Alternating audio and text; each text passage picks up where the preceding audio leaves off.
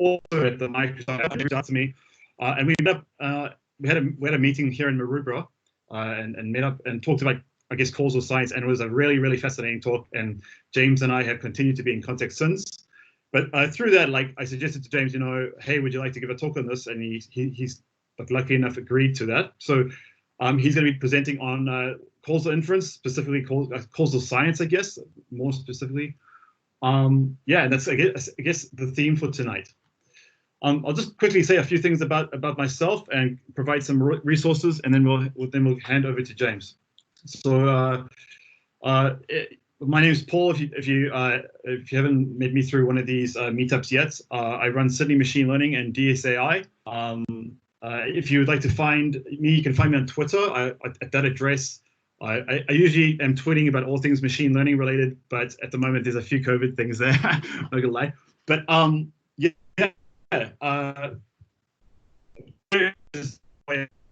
for finding out and staying in touch with like the latest developments and trends in this field, because it's such a rapidly evolving field to be in. And I guess if you follow just specific machine learning researchers, you can get it's a lot of value out of it, as opposed to getting a lot of noise. I also run the Humans of AI podcast. Just going to quickly plug this because an episode came out. I released an episode last week, and I think it's valuable for anyone that's thinking about being a data scientist or anyone that's practicing to have a listen. So in this episode, I interviewed Damien Brady, who is a dev ML ops advocate slash practitioner at Microsoft. And we sort of talk about the new and emerging field of machine learning operations. So that's like the best practices of taking a machine learning model solution all the way from like Genesis, from like, how you kick the project off, all the way through to putting that's very valuable. Machine learning has kind of been the Wild West for quite a while, and now it's beginning to formalize. And MLOps is that field to pay attention to. Right. So just to sort of preface this, James is going to go into. He's going to cover sort of a high level tonight, and then also do a little bit of a deep dive. But he'll be saying more about that in a minute.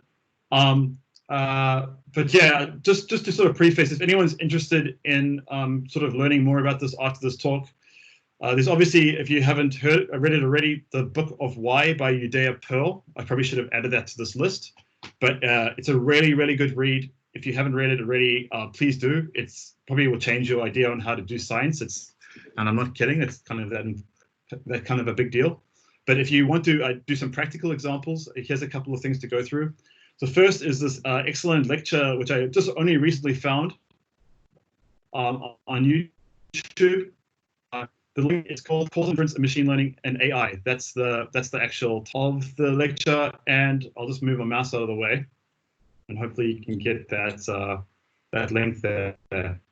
Cool. Leave that up. I'm trying to take a print screen just for five more seconds. The next resource is this Udemy course, which is made by the same guy. And I'll just say something like, I haven't been paid by anyone or anything to say this, but I just think it's like really cool to do practical examples to learn something. That's just like how James was saying this before. Like when it comes to learning, it really pays to. Everyone's learning style is different. For me, I like to learn through exercises. So if you want to do exercises too, this is like a really brand new course that's been released on Udemy, and we'll be doing a study group around this with DSAi in the coming months once everything settles down. And then just want to say something there. So just a little bit of intro around James. But there's two parts to this talk. So there's and James is going to say explain this now, but just so that you're aware, the first part is going to be sort of a high-level overview of this field if you haven't heard anything about it, and then the second part is going to be more of building a theoretical foundation. So there's the idea being is there's a bit of content for sort of everyone here. And yeah, with that being said, I'd like to hand it over to you, James. So yeah, cheers, mate. Okay, great. Well, thanks so much for the introduction, Paul. Post you shared on Urumi?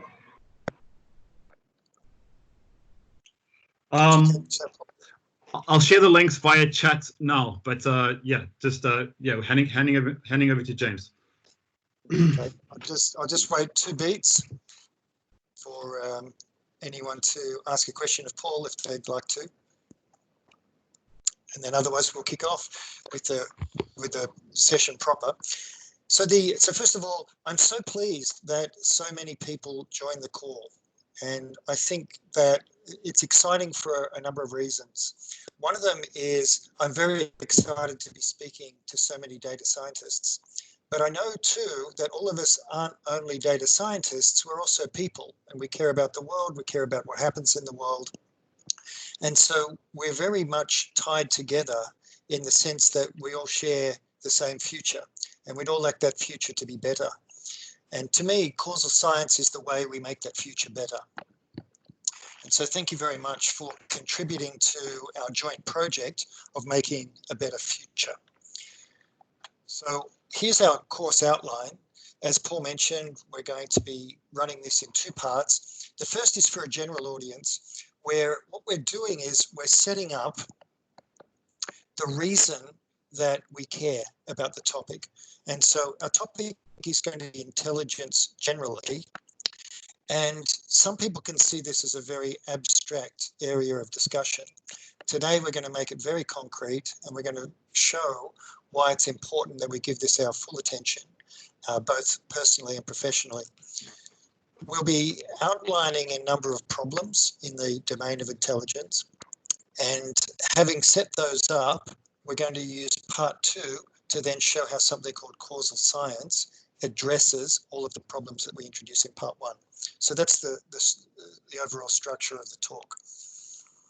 And so to kind of break that down just a little more, we've got the primary topic of intelligence, and we're going to be tackling it in these ways. First, we'll look at intelligence.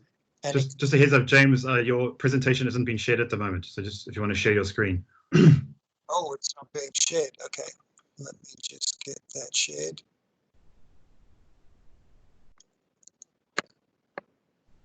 Okay, how are we doing? Yeah, that's great. It's up. Got that. Okay, good. I'll just get my Teams window back in the front. And so what we're seeing here is the outline of the talk. And so we'll be looking at intelligence as our primary topic, and we'll be stepping through exploring that in at least 4 ways. The first is anecdotally. So we'll be telling anecdotes about intelligence, what it means to the lay person, moving on to what it means to experimental psychologists. Then we'll get into formal definitions of intelligence, and finally we'll look at how we actually compute things that are intelligent. So that's really where the rubber meets the road. When we get computational about this, it's very easy to speak about intelligence in a kind of arm wavy way. And you kind of have to start there because we've got to introduce the topic, we've got to introduce the problems.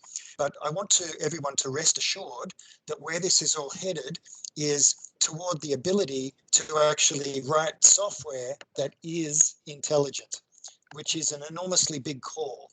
And it's really the defining scientific achievement of our era that we're on the cusp of making this dream come true. And so that's really the ground we're going to explore tonight, the connection between intelligence as a concept and then taking it all the way through to a computational reality. So we've only got 2 hours. We're going to make the most of it. But what I'm hoping is not that this is an enclosed, self-contained lecture with start and finish.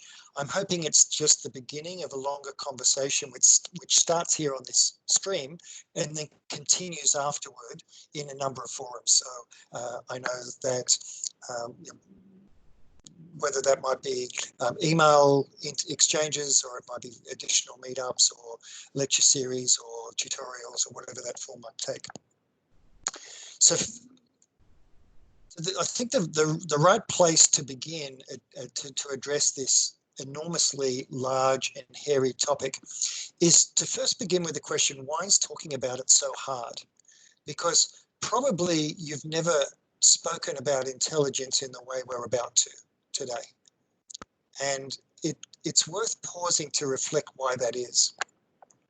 And then once we've understood what the roadblocks are to talking about it correctly, We'll also be looking at why it's also so essential to have that conversation. So two things there. It's a really hard conversation to have, but it's so essential that we have it. And so let's make sure we understand and cover both those points correctly and properly at the depth that they deserve. And I've shared my email address with everybody, and I'm doing that repeatedly because I do encourage this continued dialogue so we can really burrow down on this and get all of our questions answered. Now, tonight I'm going to be talking about all kinds of things.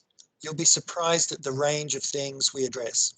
And along the way, we're going to be pointing out a whole bunch of problems. And the promise I want to make right at the start is to say that every problem we raise has a solution. And when I say a solution, I mean a technical, methodological, and technical solution.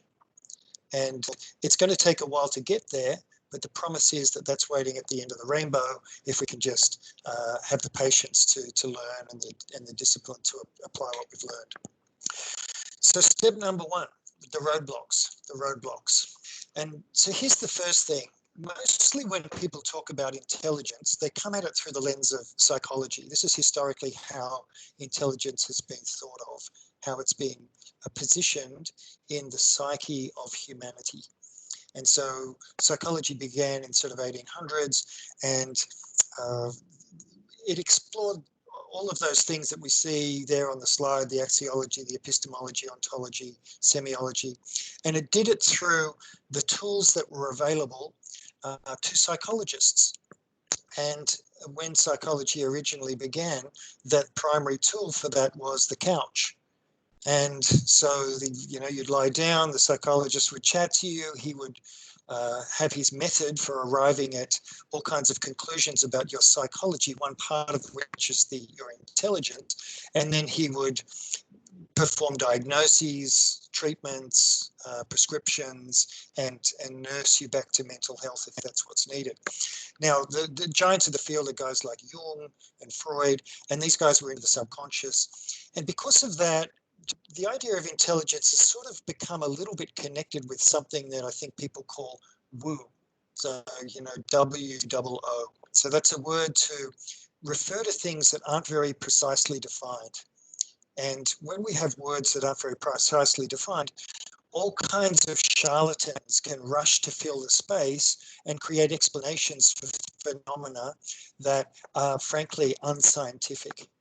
So that's one of the problems with approaching this from a psychological perspective. So there's the idea that it's kind of well-trodden ground, there's nothing new here, the idea that the existing set of tools are enough, and then finally the idea that really psychology is about understanding intelligence and the mechanisms of the mind. It's not about creating intelligence, and that's really what we want to do. So if we flick to neuroscience and see how they approach the question, we've got a new set of issues. And the primary issue here is that intelligence is seen as the product of a brain, and a brain is a physical thing. And so the idea is if we're looking for intelligence, we should look at the brain. And so what neuroscientists do is they slice open brains and they start looking for intelligence there. And of course, this is a very shallow way to view intelligence. And you see that all of these things that are active in psychology are suddenly missing when we take a neuroscience lens on the problem. And instead, we're looking at brain cells and EMG scans and all of this kind of physical activity, which is measurable, but doesn't hold the keys to what intelligence is. So if we were going to take a kind of correct, proper scientific perspective on understanding intelligence, we'd like to be measurable, and we would like to be able to measure intelligence so we know it when we see it. And so let's imagine trying to create some kind of scale against which we can say, well, over here we're measuring 10 watts of intelligence, and over here we're measuring 20 watts of intelligence. And then we'd at least have some way of understanding when we were creating something that was more intelligent or encountering something that's more intelligent or less intelligent. And then we can start to create hypotheses in the space. Now, of course, this scale's been invented, and it happens to be a terribly controversial scale. It's the IQ scale, and it's fallen out of fashion. And the reason it's fallen out of fashion is that this scale of deciding where people fall on an intelligence spectrum was first used by the practitioners of eugenics. So the idea of eugenics is that intelligence has a genetic cause.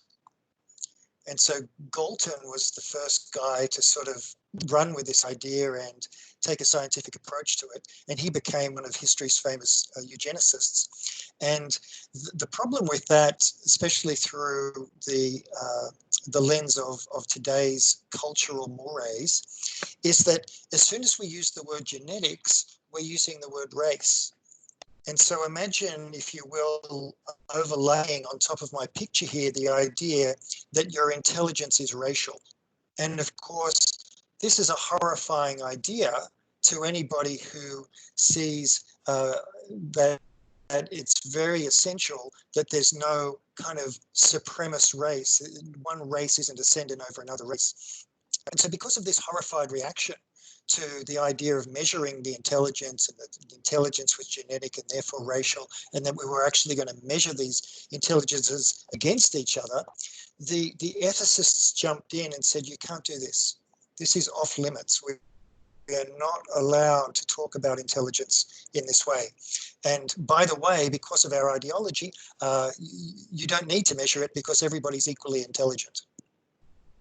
And so, you know, that was good in a way because it kind of shut down any racists who wanted to push supremacist theories, but it did very much rail against the idea of having any sort of scientific inquiry into what intelligence really is and how it might be built and so on. So the other idea that came from the ethics perspective was that if any differences in intelligence did exist, they were only due to external factors. And so they're the product of wealth or the school you went to or the opportunities you've had. And the trouble with making that assumption is it kind of begs the question. If you want to ask, where does intelligence come from? And you already have an ideology that's supplying all of the answers, well, this isn't scientific inquiry. And so this is the problem with this approach, that you already know the answers. So the eugenicists made the error of assuming everything was genetic, and the ethicists are making the mistake of assuming a priori, that's before doing any investigation, that everything is environmental and cultural. And so both of those things shut down inquiry. And so what's happened is we've sort of landed at this state of artificial intelligence where we kind of get the humans off the scale and we say, well, here's the way to solve this problem. We can measure the intelligence of artificial intelligence, that's fine, and we'll just assume that all people are equally intelligent and that they represent the pinnacle of intelligence. And so you can see how this is kind of a really neat solution to the problems seen by the ethicists, and everybody's happy. So this has kind of become the cultural norm. And it's also been strongly supported, this idea, by Alan Turing. Now, Alan Turing kind of pranked us all and came up with something he called the Turing Test. It was later named the Turing Test. And the idea was, if there's a robot that can convince you it's human, then that's the proof that it's intelligent. And so just let's pause and have a think about what this means. The test of intelligence currently is that we're able to mimic humans, you see? And you might think that's safe enough. What's the problem with that?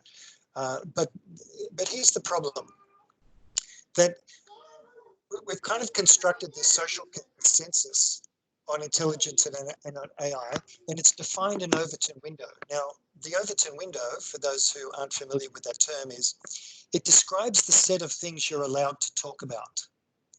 And what we're allowed to talk about is that there's this thing called real intelligence, which people have, and then there's this other thing which tries to mimic that.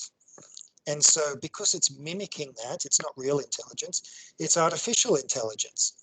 And so this is okay. This, if you go into a science class or into an ethics meeting or into a business meeting and you have this view of artificial intelligence and intelligence generally, then you'll get a big tick, and this is inside the Overton window, and nobody has a problem. And we see this idea showing up everywhere that AI is being developed. So if you go, for example, to Microsoft and we have a look at their AI offerings, this is what we find. We find we've got Angel Eyes here, which mimics human vision and the kinds of things a human would care about. We're looking at a maybe and so on. We've got Clean Water AI, which is mimicking human taste and saying, well, is this water safe for humans to drink? Does it have bacteria? And that's kind of the thing that is championed most strongly today, is anything that says, hey, look, AI can do what humans can do. And that's why everybody's going nuts right now for NLP, because NLP means natural language processing with a heavy emphasis on the word natural, right? Because what does natural mean? Natural means, well, humans do it, right? So if we can process language the way humans do, well, then this has got to be the pinnacle of AI. And so we see this in Siri and Alexa, and it's kind of everywhere. And I think this meme, which I ran across, really captures the current state of AI today. And I'll just give you a moment to take this in, what this is really saying.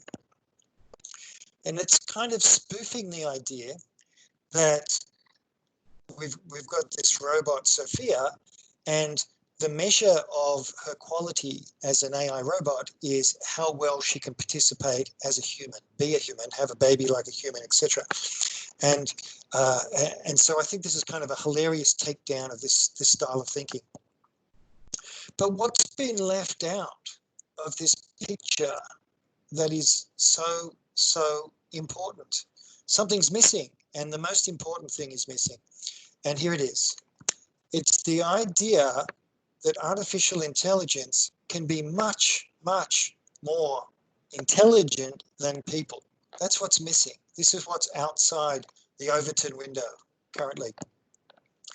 And so there's plenty of forums where if you run this idea, then you're going to get a lot of pushback. You're going to get a lot of ridicule. People say that's impossible, or you're talking about AGI, we can't do that.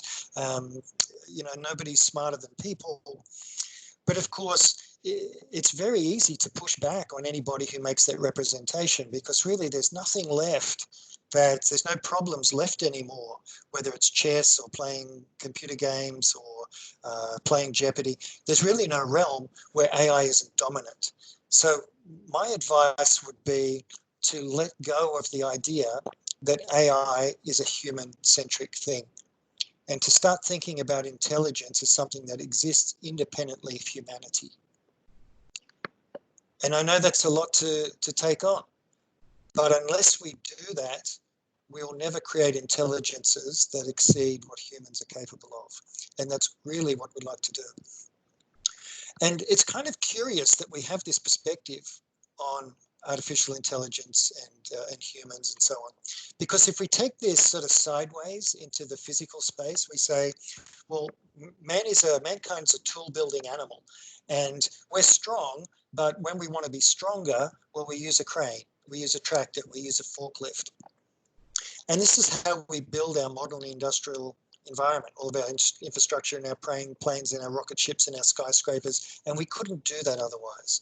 So why is it so different to say, well, why don't we delegate the intelligence task, the task of thinking problems through, to machines? Because they're much better at it than we are, and we'll get much better results, and we'll all be better off. Just in the same way as we say, well, let's not limit our physical carrying capacity to what we can do personally. Well, let's too not limit our intellectual carrying capacity by saying, well, only humans can do this job. And of course, there are those who will jump in and say, oh, but think about the risks. And just as you'd say, well, that crane could kill a small child, or that crane is, that you could talk about all of the negative things. But certainly in the physical world, we've decided that the positives outweigh the negatives. And that's so much more true in the realm of intelligence. If we could only be more intelligent, then so many problems which seem insurmountable today would become soluble. And in fact, it's exactly what's happening when people take the view that AI is able to outperform people. And so the result is that although we've got this great expanse of space to explore, everybody's stuck down here in this little circle, and it's a problem for everybody. And I'll explain why. The first is that, let's start with the business community. So the business community looks at this picture and says, oh, look at those AI people. They're trying to create artificial humans. And while that's kind of a cute little science project, it's got no relevance to my business.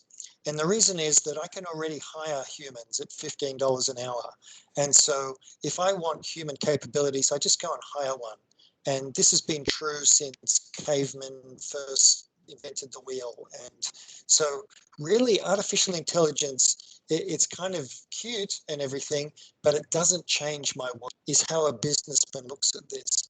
And this is a great shame for data scientists, because to sort of flip over to the data science community, I think most of them are working on what I'd call the wrong problem. And the right problem is how do we get more intelligent? And the wrong problem is how do we mimic humans?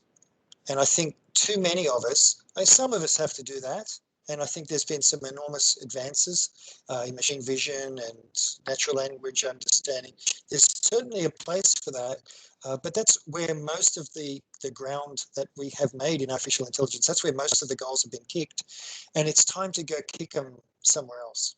And so if you're a data scientist looking at the right problem to focus on the problem of being smarter than people, not mimicking people. And then what that will do is it will give the business community something to be interested in, because now we're offering something that they can't get from their workforce. Now we've got some real value to add. And so this is what I encourage us all to look towards. And then so too the political community. So the political community is constantly pointing out all these problems. We've got global warming, and we've got COVID, and we've got all these challenges. We've got hunger, and we've got famine, and we've got trade, and we've got the trade war and South China and all of these things. And if only we could apply superior intelligence to reasoning through our options and our best strategies, then we'd all be better off. And so that's really where we should be. This is where the opportunities lie. And so we want to investigate all of these subjects, axiology, epistemology, ontology, semiology, through the lens of AI, not through the lens of people. And we want to use it to really kick goals. And so I myself am working on software that does exactly this, and plenty of other people are too, and we'll talk about the field more broadly later in the session. But just to explain where this talk really comes from, it comes from somebody who is building software with this goal in mind. And so the software that does this is called Sky, and it's very firmly grounded in causal science. And so the way to understand Sky and this entire space is to first of all understand causal science, and then we'll understand then how it can be turned into software that can be used by business people and politicians and policymakers and strategists and doctors and medical people and econometricians and everybody else. Now, of course, Microsoft is one of the companies that has rolled up their sleeves, and they're dropping $1 billion on this. They're spending $1 billion to make AI that's better than humans at everything. And so this can be immensely controversial in some quarters. And so there's a number of opposition groups that have sprung up in the face of this and said, well, we need an ethics committee and we need to ring fence AI, and AI is going to kill us all. And so there's tremendous opposition to this idea. And one of the questions that I think we need to, that's an important discussion to have, and we'll have that on another day. But just for now, I'll just point out that opposition does exist.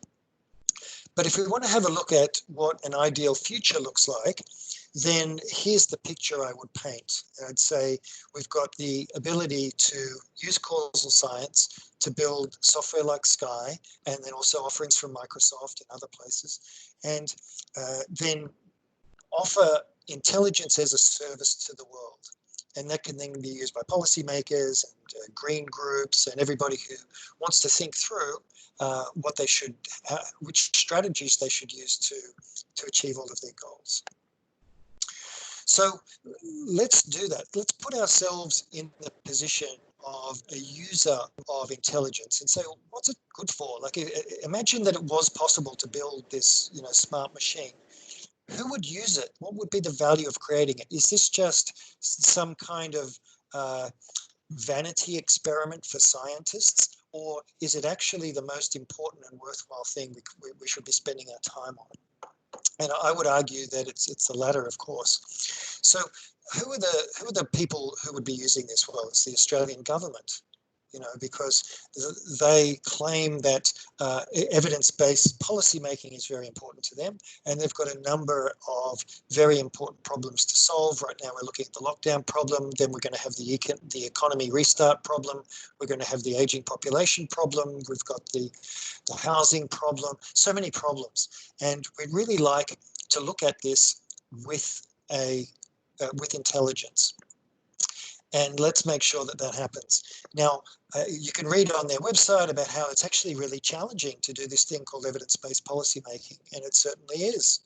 And they're not the only ones who've noticed that. So here's another group, the Effective Altruism Project, and they're all about saying, well, when we deal with charities and we're taking money from people to create good in the world, let's not only do the things which feel good in the moment. Let's actually reason through the cause and effect change. So that if we spend money here or give money or subsidize this or make this free or nationalize something, that we think the problem all the way through.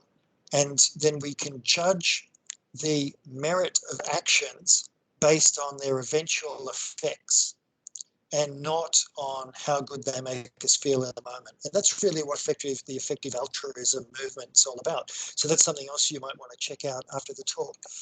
And then you've got guys like the Lifeboat Foundation, which they're constructing something called AI Shield, which is basically, a way to ring fence AI and stop it killing us all. So that's what they're all about. But have they thought through the implications of what they're doing? So they claim to be acting in the best interest of humanity. Is that really true? Well, to address that question, you'd really need to bring a lot of intelligence to bear. And so we would encourage them to access the highest form of intelligence available when they're making that determination. So another one is looking at, say, energy policy, if we were going to get more specific. And so Shell is someone who looks at the future of green energy and oil and coal and does all the trade-offs. And they do this through something called Shell scenarios. So I'm going to play a little clip. I'm not sure how our audio will be, but let's see how we go, because it just kind of describes the way they go about the problem.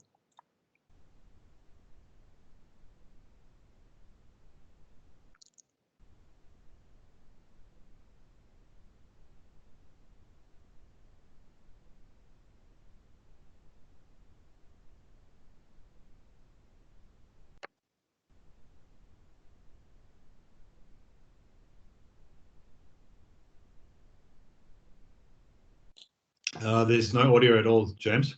Oh, okay. All right, so no audio on that. But essentially what we're looking at is a process that they run where they ask what-if questions, and then they've got a complex way of getting people together to look at these big issues. And essentially their process boils down to this. They ask, what will the future be like?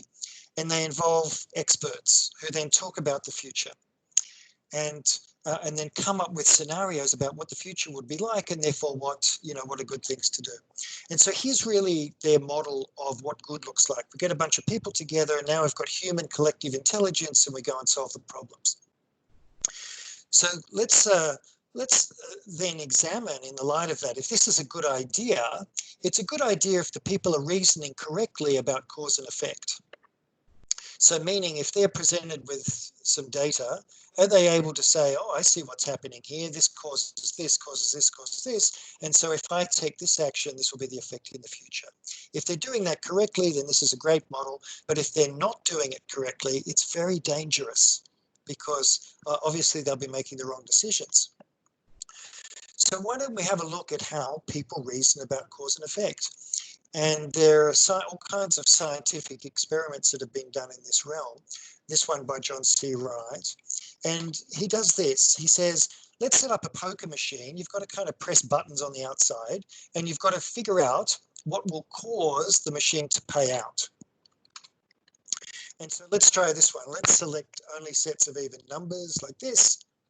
And no, no payout, didn't work. All right, so let's try something else. Let's select only sets of numbers where no number is divisible by any of the others. So that's our rule. We think that's going to cause the machine to pay out. We try it, and it does. Okay, that rule works. And so can you imagine continuing to do this for 323 more times, so 325 times, and trying to determine what rule makes the machine pay out? Now, when this is done experimentally, here are the results of that experiment. So the thing is, the test isn't as it seemed, of course. It's a psychology experiment, so we all knew that there was going to be a surprise coming. And the thing is, there is no causal rule. There is no causal relationship between the rules that the people are imagining and the payout apparatus of the machine. It's all random.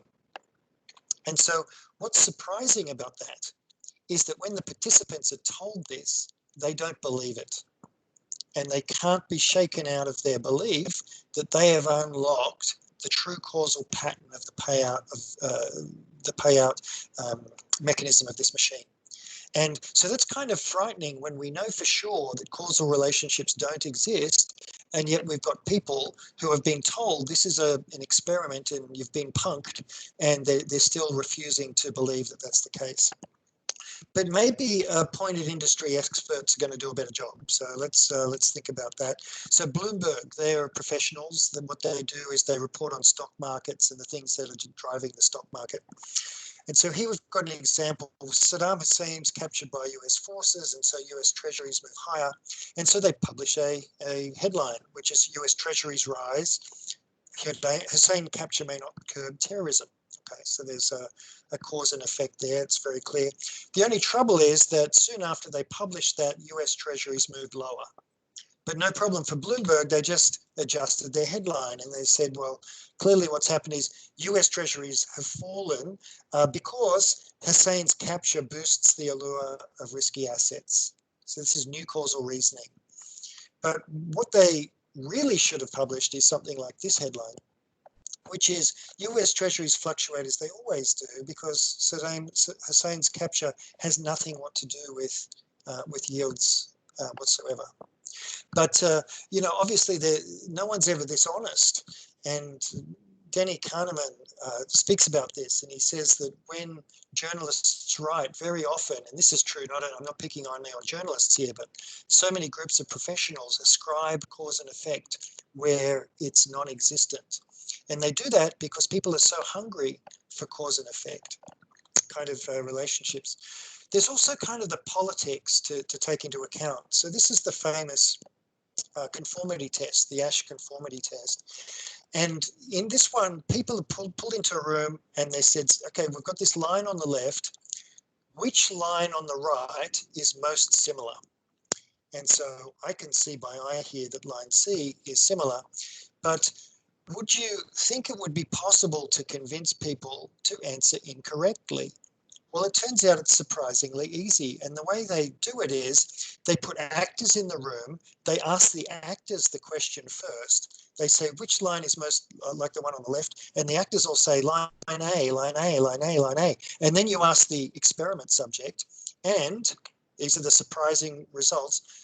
75% of people conform to whatever answer the actors gave, even though it's clearly not true. And so this is horrifying because what it means is we don't have our brains engaged, particularly when we're in social environments and we're reasoning about causality. And we see this conformity cropping up all over the place. There's a very entertaining commercial doing the rounds, which I don't think we've got time to show, which really shows how all of the ads that are being produced these days are all exactly the same. And in a field where we would expect a lot of creativity and diversity, we're finding instead a lot of homogeneity and conformity. And so are these the only kinds of biases? Well, no, there's thousands of them, and humans are steeped in all of them, and they're all happening at once. So this is a big problem. Now, most people will tell you that they're evidence-driven.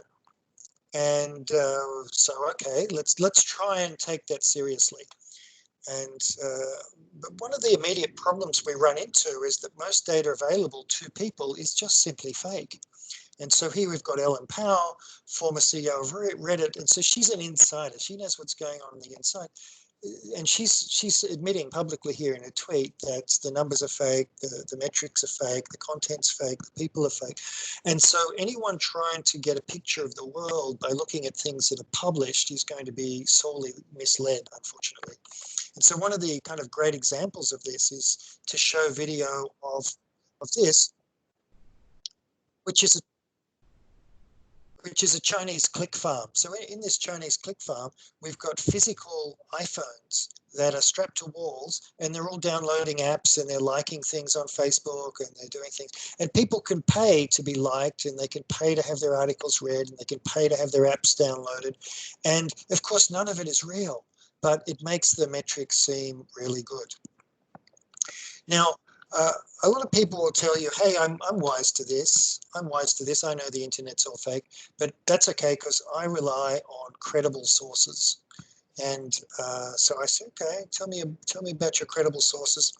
And so for example, journalists who are in mainstream publications. So here's an example. I thought, how far have we got to look for an example of where people probably put just a little bit too much trust in somebody else's causal description of the world, and or somebody's representation of what reality is. So here we've got Stephen telling us about the share market, and I'm sure that when he's saying this, I'm sure that he believes it.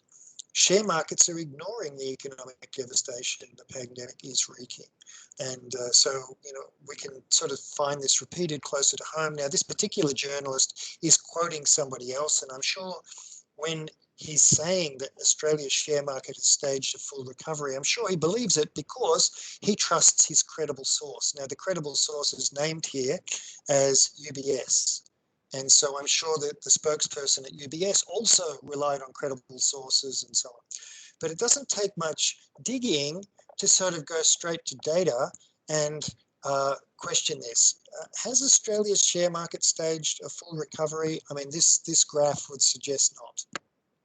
And so we must really pause and think, how many of us believe things on the basis of a credible person having told us? And if then ever some misinterpretations of the data enter the stream of interpersonal communication at some point, it can be very difficult to check bad information being disseminated. And so without there even being any bad actors in the scenario, nobody's doing anything intentional. There's no intentional lying going on, but there's just a reliance on so-called credible sources, like in the way Dominique here relied on his contact at UBS to know that Australia's share market had staged a full recovery. And so then we've got, sort of influences on the media landscape. So Facebook now pay for news. And so, of course, demand will create its own supply. And so if Facebook prefers a particular type of story, economics will determine that suddenly people will spring up to supply whatever type of news Facebook wants to buy. And so even though there's no conscious biasing going on, we still have to be aware of how biases can enter the system nonetheless. And even without saying anything that's factually incorrect, it's still possible to misrepresent some characteristic of our reality. So here, water's being positioned as something intensely dangerous when you and me know that that's not the case. And so some people will come at this and they'll say, well, obviously we need to go straight to the data and we need to use our correlational machine learning to set this all straight. And if we go straight to the data, we'll have no problem. And so here's an example of a graph where we say, all right, here's a very clear example. We've run a regression through this. And as exercise increases, cholesterol increases. So clearly more exercise causes higher cholesterol. Who could argue with that, looking at the data? Certainly not Homer Simpson, he loves it. And then we say, why don't we striate this data by age group? And we see the famous Simpsons Paradox, and we see that once we separate all of these data points by age group, in any one age group, the relationship between cholesterol and exercise is actually reversed. And the more exercise that you do, the less cholesterol you have. And so this is a big problem for Homer because he thought he could sit on the couch and exercise less to get his cholesterol down, but now he knows that exercise combats higher cholesterol. But hang on a second, then so why does the age cohort, if that's true, if exercise combats higher cholesterol, why does the age cohort doing the most exercise have the most cholesterol?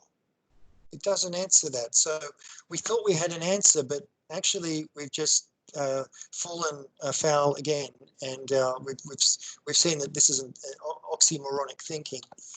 And so we've got to look for other ways to interpret the data. So maybe it's that older people exercise more and people with higher cholesterol exercise less. And so now we've got something that fits the data. But hang on. So then if the old people exercise more, if they're the ones with higher cholesterol and people with higher cholesterol are supposed to exercise less, once again, we thought we had an answer and we really don't. But maybe this is it. Maybe older people have higher cholesterol and people with higher cholesterol exercise less. But hang on. So shouldn't older people exercise less then, since they've got more cholesterol? And you see, you can just go round and round in circles. It's actually intensely difficult to make coherent causal explanations of data sets. And this is us as people doing it, never mind trying to run very simplistic regression algorithms and so on across these things. And even if we give ourselves the kind of the liberty of using Bayesian networks and these kinds of representation systems, as we're seeing here, this represents a DAG, a directed acyclic graph, which is very intimately connected with causal science, we see that we still run into problems. Okay, older people have high cholesterol. Like, is this the answer? And we discover that there's these oxymorons. So we've got cholesterol affecting exercise, but exercise also affects cholesterol. So the one rule of DAGs is they're not allowed to have any cycles. They're called directed acyclic graphs for a reason. And so obviously something with this dynamic can't be represented by a DAG. Not simply. So, we've got all these problems. So let's look at another example. We want to test the causal hypothesis. The housing market always goes up. Therefore, if I invest in the housing market, I'm going to make money. That's a causal conclusion based on that causal assumption.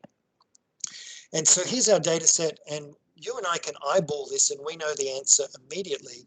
But does correlational machine learning know the answer immediately? And to do that, we've got to think like a machine, and we've got to say, well, let's divide the time into many slices. So we'll divide it into 1 million slices, and then we'll test all of these data points, and we'll see how many of them support the hypothesis and how many undermine it. And if we have a look and say the housing market always goes up, then we'll find in this example, and we haven't cut the time slices very finely, that 85% of the data points support the hypothesis. And so we've got Homer here thinking, oh, okay, so the longer we have a bull market, the more confident we should be that it's going to keep going up. And of course, you and I know from practical experience that the opposite is true. And so if we rely on correlational machine learning, we run into all of these problems. And I know we've all laughed at these sort of graphs, if it's correlated, it's true. So there's the per capita cheese consumption thing, and that's correlated. So there must be a causal relationship here, or maybe there's a causal relationship here, or maybe there's one here. you know, and so on. And so I think this comic here really sums up the problem of thinking about data naively when it comes to cause. So I'll just pause a few beats for you to take this in. And our champion on the right says, just to be safe, he's going to assume that cancer causes cell phones. Now, we can laugh at this because we know that's not true. But the problem is when we take this logic into domains where we don't already know what's true, and we believe the reports coming out of our machine learning, and we rely on it to make decisions, and of course, we get stupid results because you know, no more sensible than the logic that's being deployed here. And so what are the cumulative consequences of all this? And so we're looking at the model of human decision making, and then all of these human foibles, and then also the foibles of the correlational machine learning techniques that are applied to data to try and overcome the human foibles, which turn out to be just one more human foible. What are the cumulative consequences? And they are that we simply don't know what's going on. We don't know what's going on. We don't understand the relationship between actions we're taking today and the way that the world behaves in the future as a consequence of these actions. And this is why nobody predicted the GFC. It's also why nobody predicted the Trump presidency. You can see Hillary down there is 71.4% to win. And this is Nate Silver's numbers that we're looking at here. And he's, you know, apparently a well-regarded data scientist and predictologist, but he got it wrong this time. And oil prices, who knew that oil was going to go negative? This kind of result would have been absolutely unthinkable when if you had have put this to an econometrician at any point in the past. And so the real question here is, you know, can we do better? Can we do better than collective human reasoning? And of course, the answer is, of course we can, because human reasoning, and particularly when it's collective, is really, you know, leaves a lot to be desired. So this is how Bob Hoffman puts it. He says, we exist in a world of delusions. Our delusions live inside us and cover everything we do. We are so immersed in delusions, we can't even sense that they're there. That's Bob Hoffman. So we've looked at why the conversation about intelligence is so hard to have. We've looked at the Overton window and what's allowed to be discussed and what isn't allowed to be discussed, the way business thinks about AI and intelligence, the way AI community thinks about intelligence, and the way that the most serious problems of the world are currently tackled today, which is that we get groups of people in a room using their flawed cause and effect reasoning to make decisions about the future. And so that's why it's so essential to have this conversation about intelligence.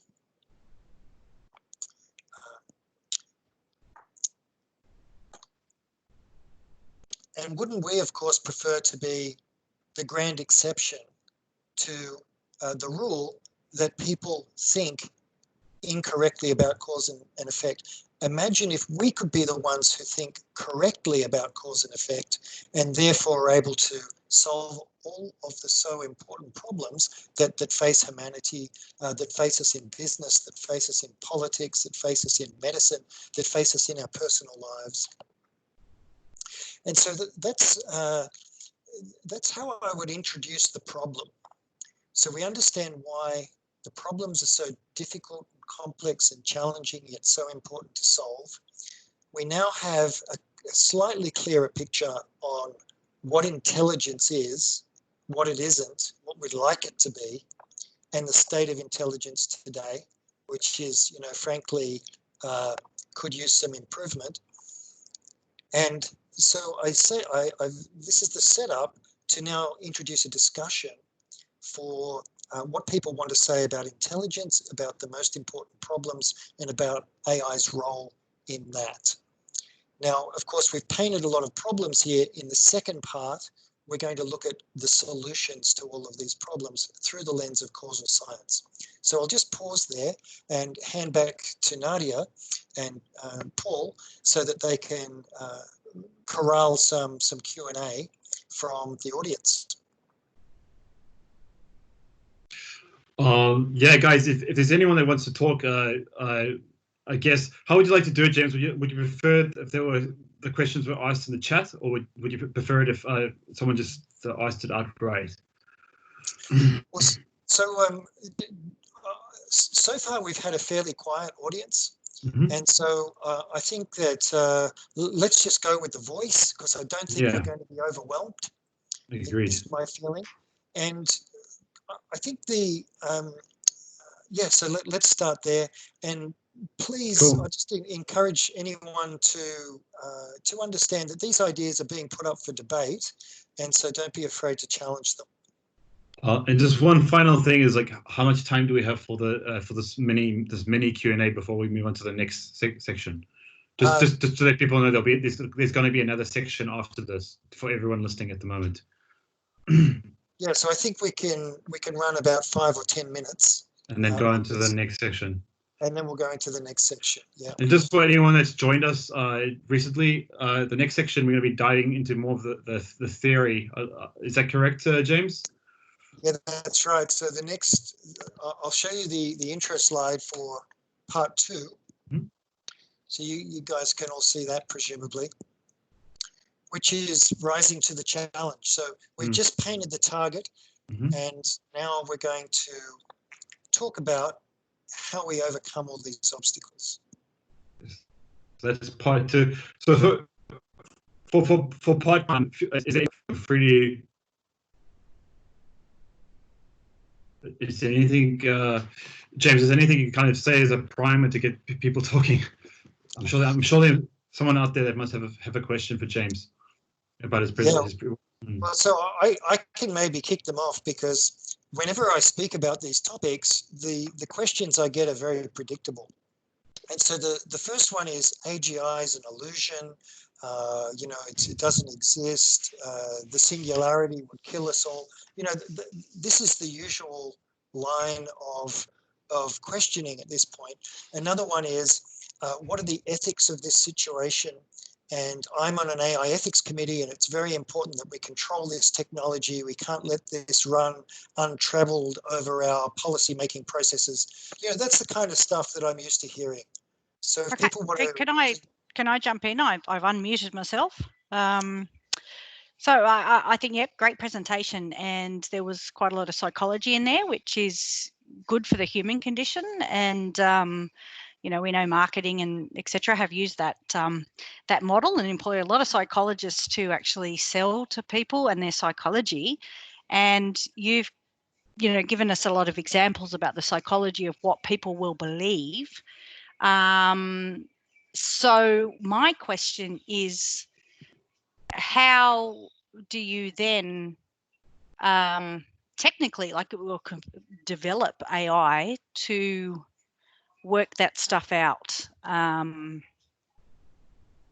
Because the approach, and as you've given us lots of examples in this presentation, is it's, you'll believe what's ever on TV, you'll believe what's on the internet, Bloomberg will use certain things, but it's really to capture people's interest, because the psychology attracts them to it, whether it's true or not.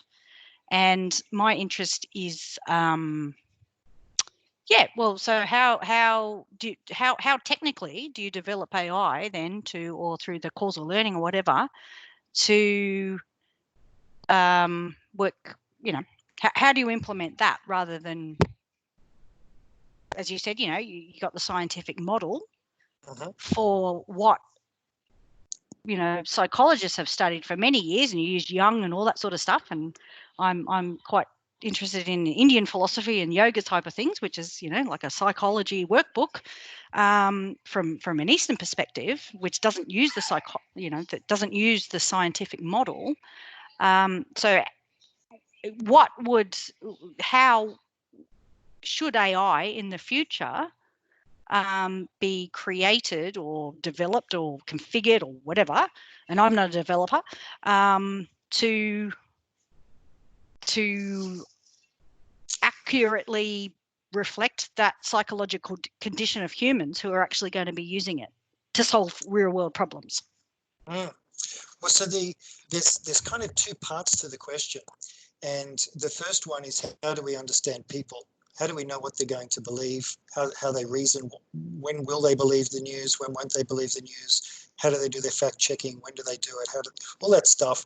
And then, having understood the way people behave, how do we make the best decisions in our policy making, etc.? So they're the two questions. To address the first one, what we do is we create models of other intelligences. So one of the primary functions of any higher order intelligence is that it is able to reverse engineer the intelligence of the other intelligences that it deals with. So for example, if we're going to predict the future, we need to understand how people make decisions, because people's decisions will determine the future. And so to drill down on how they make those decisions, we first have to understand their axiology. So axiology is a fancy psychology term. Yes, for I'm what familiar with the term. That's okay. Yes. Yeah. And so then, having mapped their axiology, we then map their ontology. So ontology means we map all of the things that they believe. So some of the things that they believe will be a cultural inheritance. Some of the things they learned at school. Some of the things they learned by doing their own research. Yes, so again, familiar with the term. So that's what I find really interesting about AI, and a lot of what marketing, it's all about psychology. So it's interesting that technology is actually taking on the role of a psychologist as such.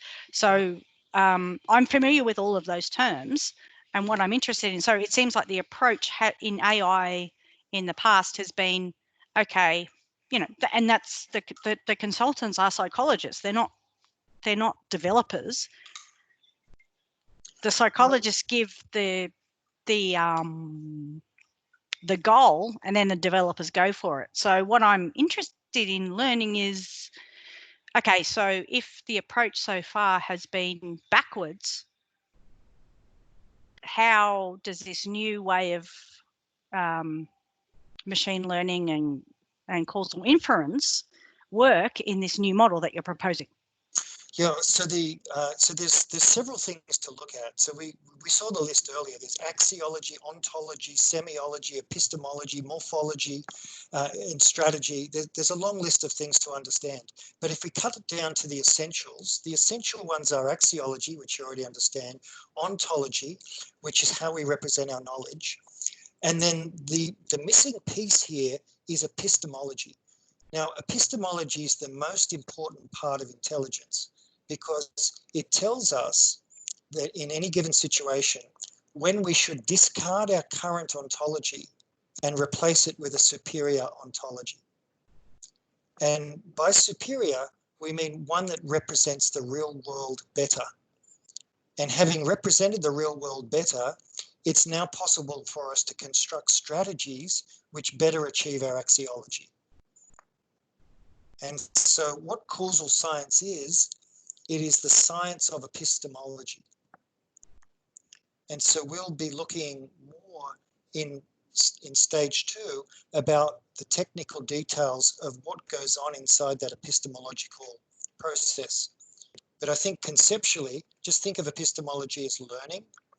It means discarding old ontologies and picking up. Well, yeah, exactly. Yeah, well, ontologies. and that's what I'm getting. It's like the old, the current approach. I won't say the old approach. The current approach to AI is based on not that, and your framework is to look at the epistemology, and then. So yes, that's yeah. So most current methods of AI. Have I muted myself? Most current methods of AI don't have an ontological representation. That's completely missing. Most forms of AI don't have a model-based epistemology. And so these are the deficiencies in current AI. And I think to kind of drill down on this we'll do more of that in part 2. But I think the essential part of the procedure is to be able to look at two different ontologies and say which one is best. Cool. Can I just chime in? Please. One thing that's interesting about this to me is that I've always been bugged about how the model of game theory has kind of crept into the subconscious and created this idea that there's like always definitive dominant strategies, or you can definitively say that strategies are equal, where in practice, like an organism is operating with a lack of knowledge and has to decide how to interpret the percepts it has to create a model, and then it's kind of trading off between different strategies based on what model it thinks is most likely or something like that. So that's something that sounds very satisfying about this sort of strategy where an AI would be operating with its own ontology. Yeah, that's it. So imagine this is the usual setup for game theory. So in game theory, you draw up your payoff matrix, and both players can observe the same payoff matrix and calculate it equally. And then based on that, then you can calculate optimal strategies. But the assumption built into game theory is that the payoff matrix represents reality accurately. And I think what your insight is here in this question is that that's never true. Because yeah, exactly. And so imagine we've now got two competing intelligences. So they're competing in a game theoretic sense. And one of them has a payoff matrix which accurately represents the situation, and the other has an inferior payoff matrix which doesn't accurately represent the situation. It's very clear who's going to win this encounter, which is precisely why superior intelligence dominates in a competitive situation. And so you might be familiar from the game theory literature of a concept called OODA loops. And so OODA loops was introduced by the American military, and it's the concept of, observe, orient, decide, act, and then doing that over and over and over very quickly. And the guy who does that fastest in a dogfight wins the dogfight. And so observe, that one's pretty self-explanatory. Orient is the idea of drawing up your game theory payoff matrix accurately. And then you can decide based on the payoff matrix, make an optimal decision, and then act. And so clearly there's a few dimensions of success here. One of them is being accurate. Well, one of them is having access to observable information. That's important. Another is having enough epistemological strength to draw up the game payoff matrix accurately. And then next is having an optimization algorithm, which is able to run game theory algorithms, and then the ability to act. If any one of those is missing, you're kind of sunk. But if you've got them all, then you're going to win the encounter. Okay, so just to chime in, we're 10 minutes into the Q&A. So should probably get started on part 2. But just to give you the heads up as well, James, there's some good questions in the Q&A section. I don't know if you want to answer those at the end. Yeah, maybe I'll do an email group answer to written questions at the end. And cool. then of course, so we'll find other ways to continue this discussion after the podcast. All right, so we'll kick on with part 2. Once again, enormous amount of material. And one of the challenges in presenting this material is that it can get super technical. I've tried to present as much information as I can, which we're going to be able to absorb in the time we've got, which is less than an hour when we include the discussion portion. So here we go. Let's see how much we can fit in. So I presume my screen's shared again? Yeah, it's coming through. Yeah, rising to the challenge. Okay. So here we're introducing the concepts and computation models of causal reasoning. And this is where we'll begin. And so do not adjust your sets. This is what you're supposed to be looking at, this dark screen, because this is how things were once upon a time. And when do I mean? I mean at this time. So this is just at the instant of the Big Bang. And one Planck time after the Big Bang, we see light emerge. And that light is occupying the space of a single Planck length. And the entire mass of the universe is in this single little dot.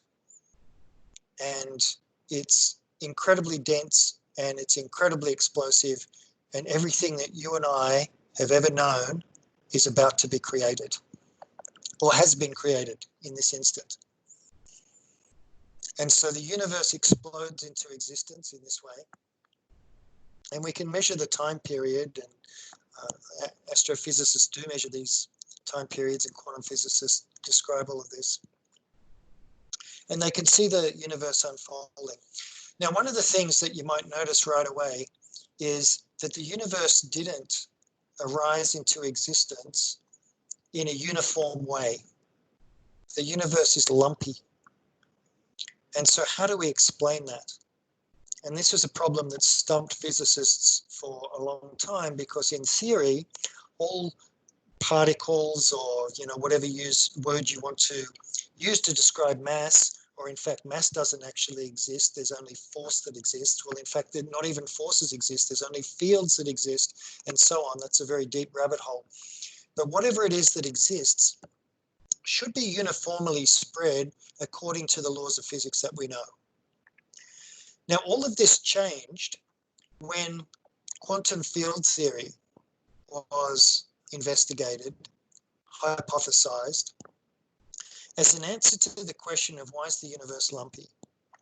And so it turns out that in addition to the electrical fields and the gravitational fields and nuclear fields and so on, forces that we have, we've got the strong and weak nuclear force, we've got the electromagnetic force, we've got the gravitational force, which isn't actually a force because it's actually the curvature of space-time and so on. There were some dimensions missing from this picture, and the important missing component was the quantum fields. And so by adding quantum field theory in, we see that the position of forces is actually uncertain. And it's only when we start to observe these components that they take on actual positions. And so this explains why the universe is lumpy. And these quantum fields continue to operate, and they're operating right now as we sit in our chairs and listen and discuss these topics. Quantum forces are at work, deciding and creating our reality. And so here we are, stars form and everything, and eventually, 13.8 billion years later, we've got an Earth. And so how did this happen? And this is the answer. This is the question that physicists turn their minds to. And this is what they've come up with so far.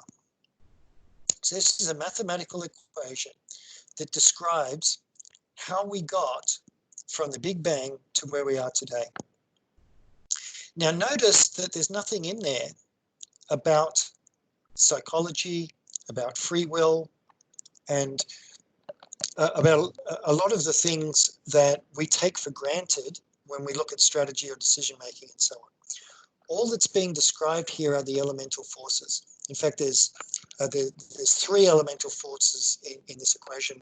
Gravity's left out, and that's a good thing because it doesn't actually exist. And this is called the standard model. And it's been described as, or it's known to both physicists as, the best set of equations we have to describe the behavior of the universe and everything in it. And so if you want to know what the future looks like, you go to this equation if you're a physicist.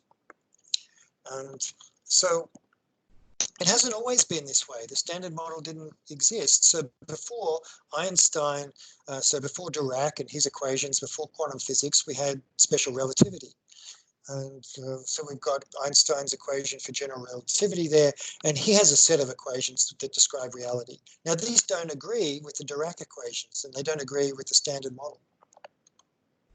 And before special relativity, we had general relativity. And before that, we had Newton's laws.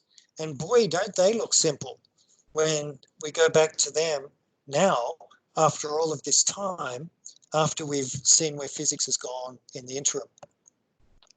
And so most people on the chat will be familiar with these very basic equations, which most people learn in high school physics. And they're very simple models of how reality unfolds. And so, you know, so simple that you could almost call them cartoonish in their simplicity. And yet, with them, we can do some really useful stuff. And so here we can solve these kinds of problems. And if we hit a golf ball with this much force, we can know exactly the trajectory of its arc.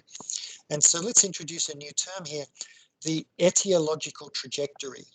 So the etiological trajectory is essentially the computation you make about what the trajectory of the future looks like, or the trajectory of reality as the time arrow increases, given the cause and effect logic of the situation. So that's the etiological trajectory. And so what physics does, what causal science does, what everything should aim to do is calculate an etiological trajectory. Now, if we're in consumer decision making, we'll be using different models of calculation than if we're working in the physics department, or if we're doing interplanetary orbits, or if we're doing heart surgery. All of these fields have got their own equations which describe reality unfolding in the way that makes sense to them and their domain. So it's very much not a one-size-all proposition. Everyone has their own unique models of reality which they use to describe things. And they're not all equally good. So if you stacked two, space armies against each other, and one was using Newton's laws and the other was using the standard model, well, the smarter space army is going to prevail in a game theoretic sense because they've got a better representation of reality. So the really fundamental thing to notice about these equations is they appear to us and to many physics students to be causal equations. But are they really? So let's have a look at that more closely. So we would look at this and say, what would happen if force doubled? And most people would look at this and they'd say, well, we know what happens when force doubles. Acceleration doubles. So you hit the golf ball twice as hard, then it accelerates twice as fast and goes twice as far, but its mass doesn't change. That's what a physicist would tell you. But the thing to notice is there's nothing in that equation that tells you that it's the acceleration that changes and not the mass. And so where we have kind of deluded ourselves into thinking that these physical laws are causal equations, we've got to kind of take a step back and say, well, actually, no, they're not causal, they're relational. And we need to do some additional thinking to put them in relational form. So here we see that from time 1 to time 2, the force doesn't necessarily continue. It may do. Our acceleration is a function of what the acceleration was in time 1 and the force divided by the mass. And the mass, of course, doesn't change at all. And so we represent that in these sorts of diagrams.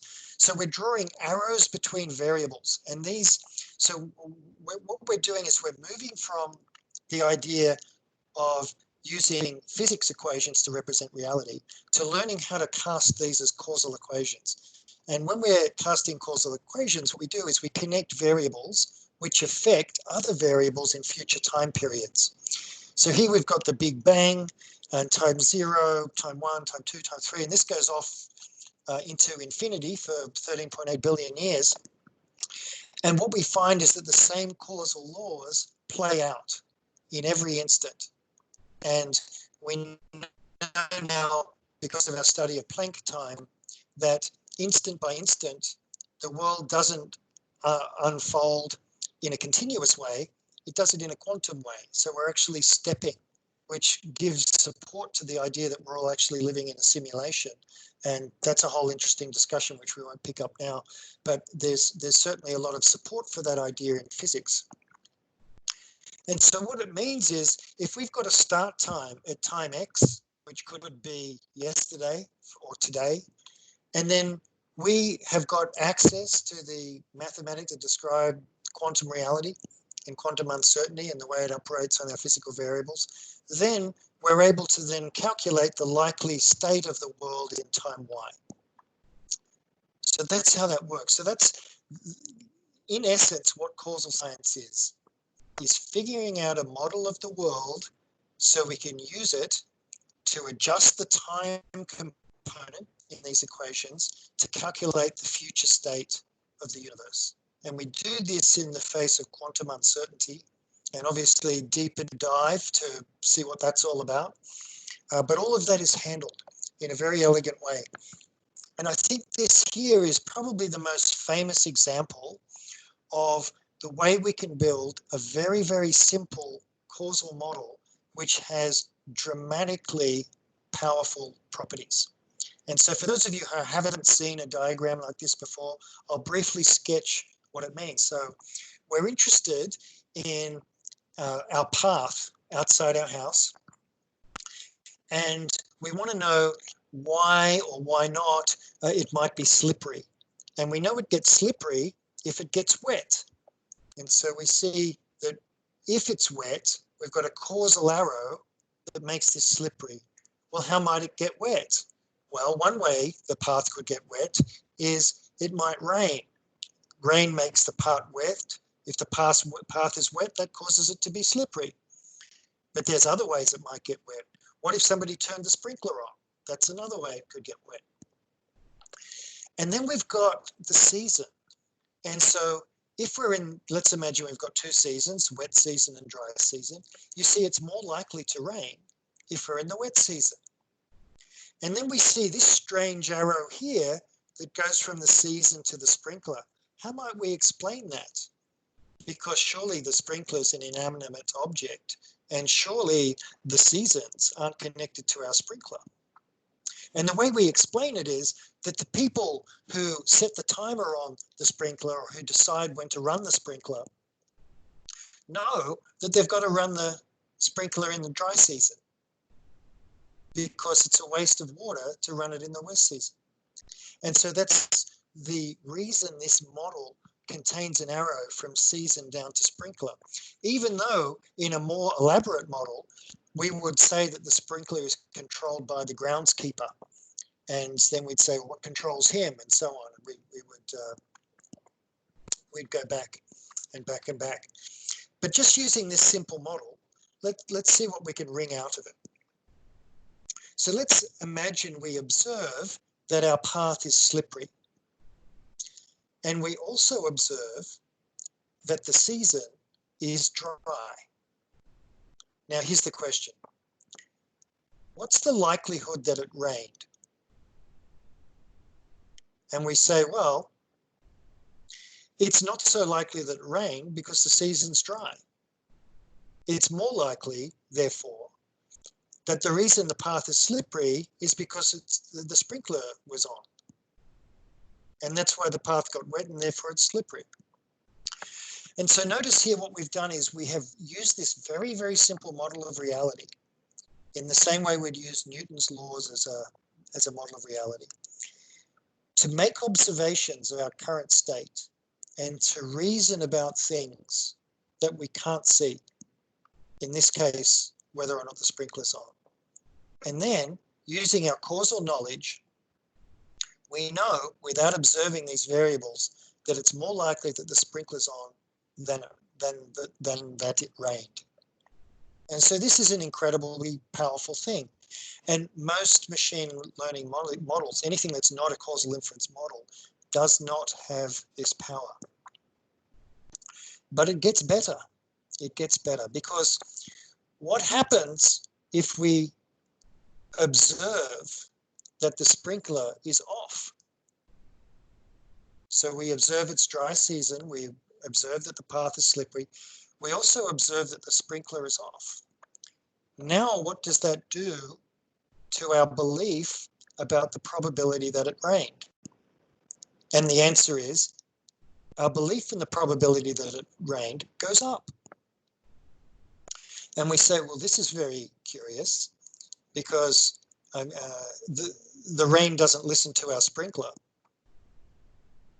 But when we've observed that it's off, we know that it's more likely that it rained. But does that mean that if we now turn the sprinkler on, it will be less likely that it rained? And so when we ask this question, we see we just have to consult the graph to know that's foolish, because the rain doesn't listen to the sprinkler. We know that the rain only listens to the season. And so therefore we know that taking this action has no effect on the probability that it rained. And so this is a way of separating the idea of only observational reasoning into action-based reasoning. And we know that we can affect the state of the world by taking actions and then compute what we call the counterfactual. We can think about things that haven't happened, which might happen. So for example, we can say the sprinkler's off, what if we turned it on? And this is an example of counterfactual reasoning. Would the path still be wet if we turn the sprinkler on? Well, it most certainly would be. But let's imagine the sprinkler was on and we weren't sure if it was raining. What would happen if we turned the sprinkler off? And of course, this simple model can answer all of these questions very intelligently. And had we more time, we could sort of go into how we run the probability theory behind all of this. But in the book of Why, you'll find this all explained very elegantly using a concept called the ladder of causation. So at the first level, we just take observations about reality, and then we use our model to reason about variables we can't see. So that's the level of association. Intervention is when we take that step of saying, well, what if I turn the sprinkler on? Is it now more likely that it rained or less likely? And so this is the interventory step. Or if we wanted our path to be slippery, we could turn the sprinkler on and know we achieve that effect, and we do it by reference to the diagram. And then finally, the step is counterfactual. If we see the sprinklers on and our path is slippery, we can ask ourselves, would the path still have been slippery if we had in the past turned off the sprinkler? And the answer is not certain, but it contains a probability that can be calculated using this model structure. So that's the idea of using a model, which is very simple, to perform causal reasoning, to reason about states in the future, and to pursue our axiology using our strategy, with the model serving as the ontology. So this is the way all this hangs together. And so the process of epistemology is the process of learning better and better models. So now that we've got some of that terminology under our belts, we can go to actually giving the first definition so far of intelligence. Because notice we haven't defined it yet. So let's do it. What is intelligence? Intelligence is the ability to calculate the best plan to achieve our goals, given the resources and actions available. That's the definition of intelligence. If something's not doing this, then it's not intelligent by this definition.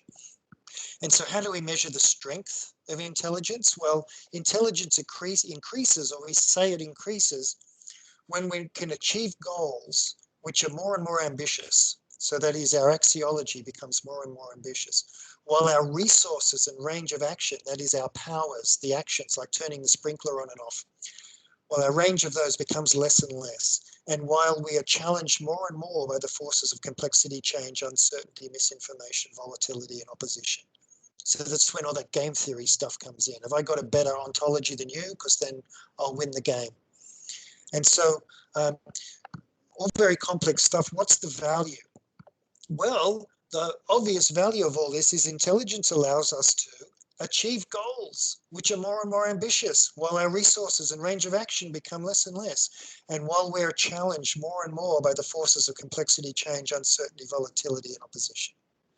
And so what could be more valuable than that?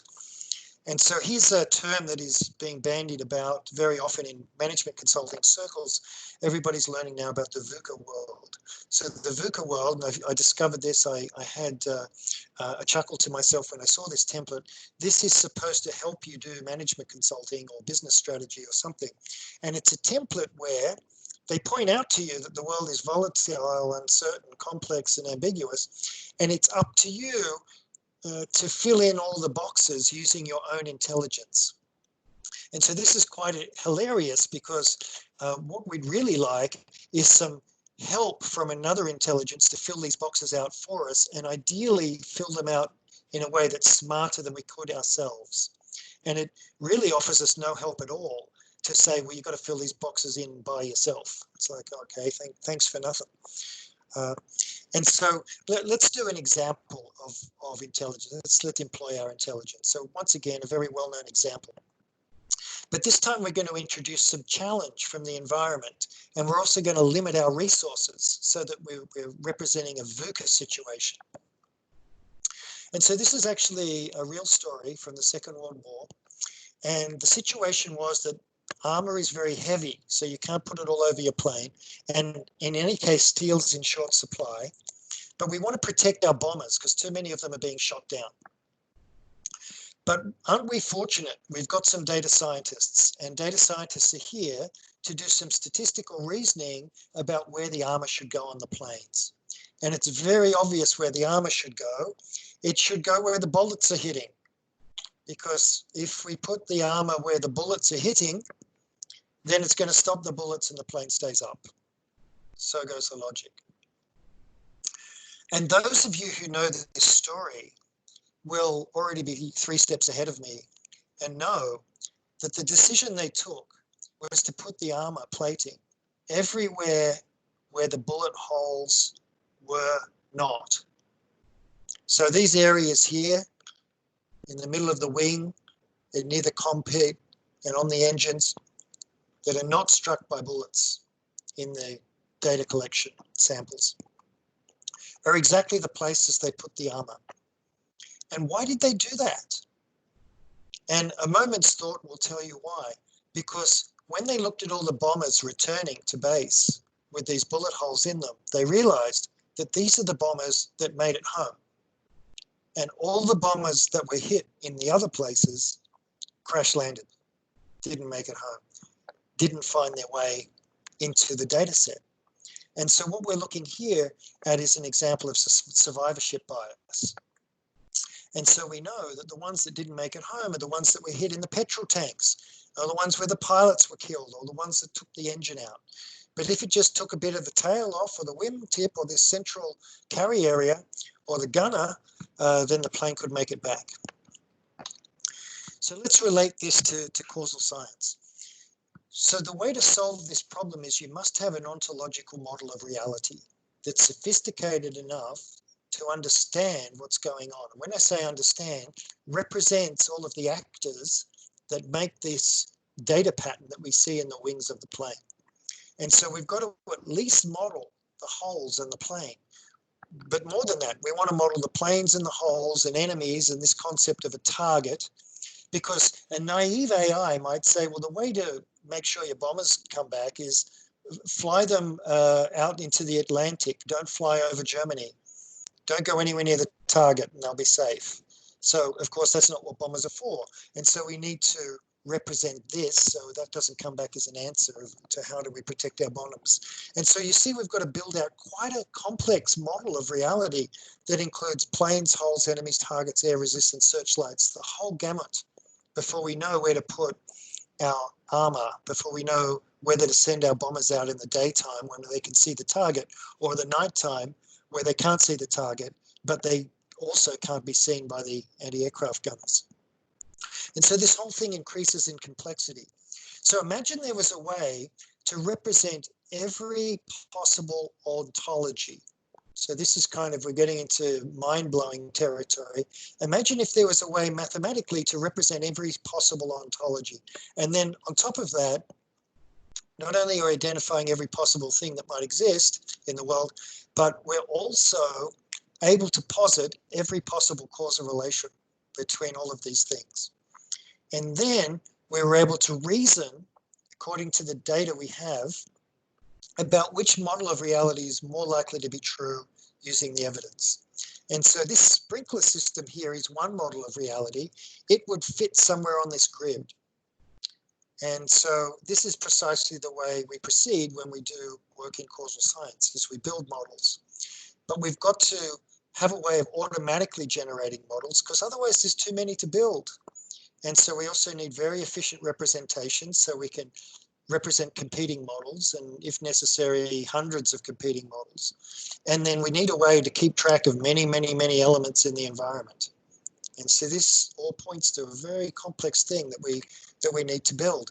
But then once we built all that, then we use trusty old Bayes rule to decide which model is more likely to be correct given the evidence. So remember we said in game theory, the one who wins is the one with the best ontology, meaning the one who's used Bayes' rule to verify that their ontology is the one that best fits the available semiology. Semiology being the word for the signals that we're able to interpret from the environment. And so this is the mathematics behind causal science. So you need to set up all your model representations, and then you use Bayes' rule to calculate which is more likely to be true given the evidence. And then from there, you can do your moment by moment predictions about what the future looks like given actions you might take. So the point here is that superficial data analysis isn't sufficient. Now, what do I mean by superficial? I mean any data analysis that does not include a model. Now, does deep learning have a model? Does random forest have a model of reality? Does it have planes and searchlights and enemies and targets, or does it just have this superficial description of the data sets, which show us a thin slice of reality, but don't show us the underlying data generating model? And now we're getting into the guts of the difference between causal science and other approaches which are unable to reason with efficacy in the real world that we live in. So what we want to do is we want to take our semiology as represented by the holes in the plane. We want to match that up with a causal ontology, but measure that with Bayes' rules so that the best one floats to the top. And we do that with an effective epistemology. So our effective epistemology here is causal science. That's what we use. Now, psychology's found that people don't build mental models. So this is very interesting because a lot of people assume that people do, but people don't. And so in part one, we looked at all of the biases that people bring to the decision making and the causal reasoning.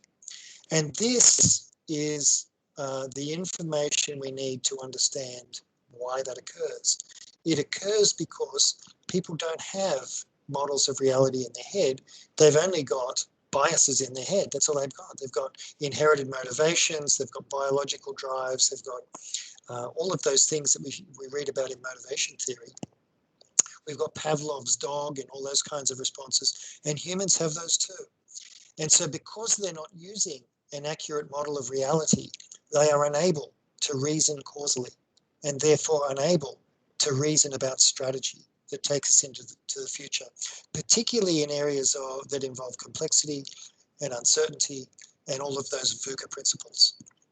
And so this is the doorway to understanding how a mechanical contraption, a piece of software, can outperform human reasoning.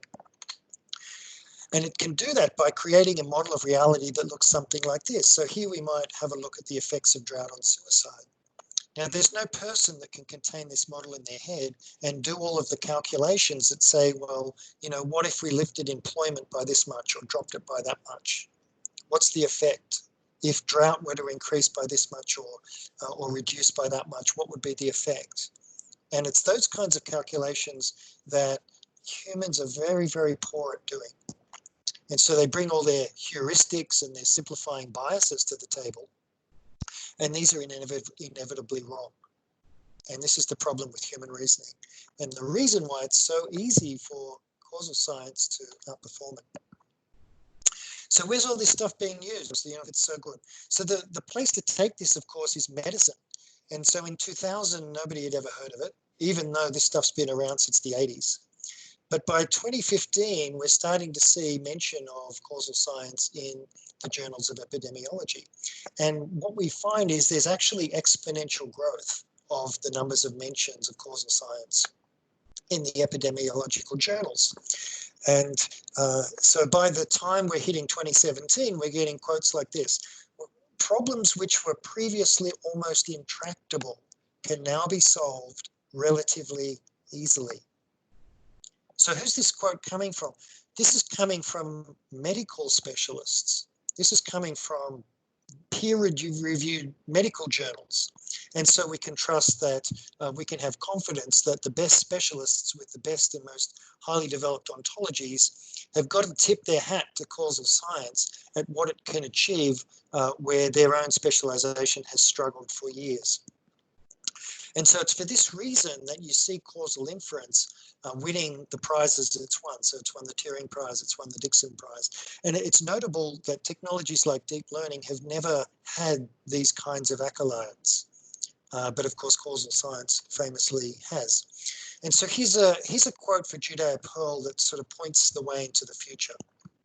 And this is his advice. And he says, we have to equip machines with a model of the environment. If a machine does not have a model of reality, you cannot expect that machine to behave intelligently in that reality. The first step, one that will take place in maybe 10 years, is that conceptual models of reality will be programmed by humans. The next step will be that machines will postulate such models on their own and will verify and refine them based on empirical evidence.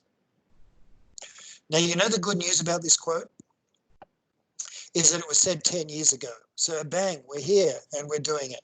And so this is where we introduce Sky, which is software that delivers on that promise. And so yeah, there's a little trailer here. I don't think the sound's coming through, but that's okay. There's some visuals which kind of give the flavor of what this next revolution in artificial intelligence is really about.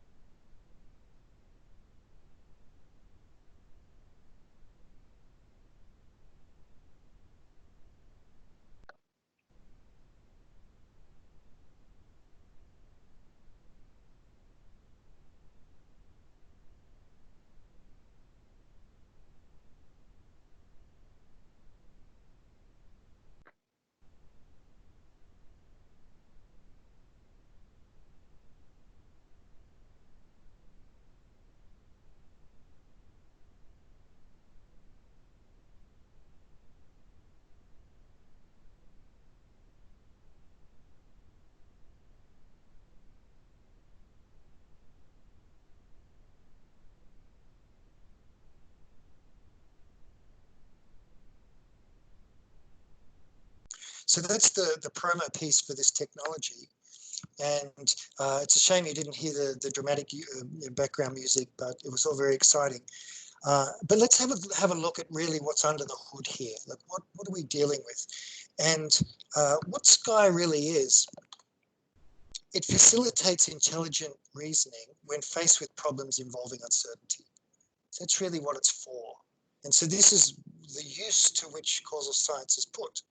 And so after appropriate modeling and training, so notice after appropriate modeling, we've seen the importance of the modeling step. Sky's got the potential to be superior to both human reasoning and any form of correlational machine learning, which is what we want. And because it makes it an excellent choice as an engine to support financial trading or policy analysis or medical diagnosis or marketing or whatever you want to turn it to. Now, we know all models are wrong. They're always a simplification of reality. But just in the same way as Newton's laws were a simplification of reality, but yet were still incredibly useful, just in the same way that the simple sprinkler model, although it's a very elementary combination of 8 nodes, it was still able to supply to us a surprising amount of causal information. In the same way, even our simple models are very useful. And so it's a learning machine. It's able to a degree, construct new models. And so this is how it learns automatically. It doesn't claim to predict the future perfectly because it's only as good as its best models. And so there's always an ongoing background process to improve, to do model improvement. But we can certainly have confidence that it's going to give better predictions than other approaches that don't even include any model. And so that would include things like deep learning and regression, and all of the usual techniques that are being deployed. So it's based on Judea Pearl's work.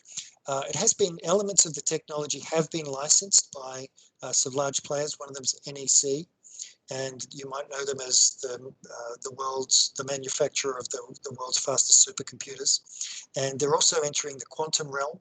And Causal Science, as you've seen, is a very good fit for quantum science. So when we get quantum computing, the causal science algorithms are going to overlay on top of the quantum computing hardware like a hand in a glove. And we're able to compute efficiently all of the ontologies, all the possible causal relations, and then create our predictions. So what's inside? Well, models of everything. So we've got models of banks or people or stock prices and all the things that we care about. And if you're going to apply this in a medical context, then you'd have models of patients and hearts and defibrillators and nurses, schedules, and all of that stuff. And the objects inside the system have attributes, which then we can track. So we can say, well, how is this person how's his life journey, his customer journey transpiring? And so he's born, he graduates, he buys a house, he travels. And we track all of the nodes. So notice his name doesn't change over the course of his life, but something like his age does. Now his age changes in a very predictable way, but where he holidays changes less predictably. Then there's the model of car he chooses to buy, or which way he votes. But all of these things are addressable through the lens of causal science, and that's what this is all about. Now, Sky's able to do this even for things that haven't happened yet. And so this is incredibly exciting because it means that we can then, if we're a marketer, for example, we can market toward consumer preferences as they are emerging, as they will emerge, rather than as they've been seen in the rearview mirror. So one of the basic fundamental drawbacks of most data science approaches is they're always a rear mirror view of reality, always looking at what has been, making the assumption that the future will be like the past. But of course, this is a fatal assumption because it's never been true that the future is like the past. And so all of the machine learning models that don't include modeling as an element of their computation are subject to that flaw. They embody that flaw. But of course, causal science has got the ability to predict futures which don't appear in the training data set. And so this is tremendously exciting for anybody in the innovation space. Say, for example, you want to do clean energy, or you want to introduce new political ideas or solutions. Or you want to combat a virus that's never appeared before, then you need the ability to reason about futures which have never existed. And so how does this all hang together in an architectural sense? Well, Sky is connected to the Internet of Things, and then there's a code API that you use to access the intelligence. And then other intelligent applications can access through the code API. And you can also build user interfaces to it. And these user interfaces can be graphical, but they might also be voice. So then you'd be able to talk to it. And so a lot of the work done for sort of Siri and Alexa and all that stuff would plug in this way. Wolfram Alpha is one of the data sources it currently uses. I've been in discussion with guys like Cognino on having Sky become the engine for the kind of reasoning they do about stock prediction and so on. And so what does a methodology look like for working with Sky? So how do you work collaboratively with it? Well, this is sort of the cycle. You start with your current knowledge, your current ontology, and then you improve it. And then you simulate the implications, and now we're able to make better decisions. So that's how simply it hangs together. So The improving our knowledge through AI, that's the whole causal science piece. This is where we get the term scientific knowledge from. And the simulated kinetics, which is the other way to read the SKY acronym, simulated kinetics through artificial intelligence, is when we run our models forward in a simulation to say, well, if it is true that the world acts according to our model, here's what the future looks like. Now, of course, we don't only consider one model. We're not, so simplistic a simulation environment that we say, oh, well, we know the model is this, we know what the model is, we'll assume it's this one and let's see the future. No, we consider many, many models simultaneously and we apportion uncertainty across all of them to arrive at a blended picture of the most likely future reality. So modeling requires a language for knowledge representation. So SKY has its own language for knowledge representation. So when we have an ontology, we've now got a way to define it. And then it's got a learning loop, which is causal science, where we know how to update the ontologies. So update our knowledge representations. And we use the algorithms of causal science here. And then it's got a simulation component. So then it can run complex simulations that involve many, many parts and components. It's got background knowledge that we can draw on in these simulations. And so then we're able to see what the future looks like and make our predictions. And this can be true under intervention. So we can say, what if we took this action or that action? And then we can run our simulation again and find out what the answer is. And then knowing what those answers are, we can make better decisions. So that's the final step, where we capture the value. And so remember our definition of intelligence earlier? We talked about the ability to plan how to capture value in the face of uncertainty and all of these things, and complexity and adversity and all of these things. Well, this is all captured in the SKY methodology. And so what we're looking at is a picture of intelligence. And the faster we run this, the faster we're running our OODA loop. And this is the way we get competitive. We get competitive in business, we get competitive in politics, we get smarter in econometrics, we get more effective at medicine, or whatever our chosen domain is. And so initially when you work with SKY, the models are insanely simple. And they have very elementary behavior. But what's surprising is they quickly outstrip the kinds of computations that a human can make, and certainly that a human can make with any accuracy or with any acknowledgement of the underlying complexities and uncertainties. So it's very difficult, for example, for a human to calculate futures where there are several potential models that might be true. And to keep track of all that information is very difficult for a person. And so, what we see emerge time and again in the world of AI is things start off in a very elementary way, but quickly exceed human performance. And so this is the causal resolution that I and others are working to achieve with tools like SKY and other tools. And so the picture becomes not just one of collective human intelligence, but human intelligence combined or augmented with these artificially intelligent beings that sit within our midst and that we can interrogate and talk to through interfaces. And SKY is one of these, but there'll be others. OpenAI is working on theirs, Microsoft's working on theirs, there's the distributed AI group that has got several people working on this challenge. And you too can also enter this picture and build an artificial intelligence that works causally and participates in this discussion. But what I anticipate and others anticipate is that we'll quickly come to a position where these machines will be so much better at reasoning about cause and effect, and therefore reasoning about the future, reasoning about strategy and game theory and so on, that there'll be no point in humans being involved in the chain. The humans will be the weak link in the chain, and the system will perform better without them there. And this is a very frightening picture for a lot of people. And they say, we've got to stop this happening because humans are essential. And, we need to inject human reasoning because without that, something. And they kind of fall down on that point because we really have to ask anyone making this argument about what the real value is of keeping humans involved in the decision loop. And usually it comes down to some form of ethical oversight, and that bad outcomes will happen.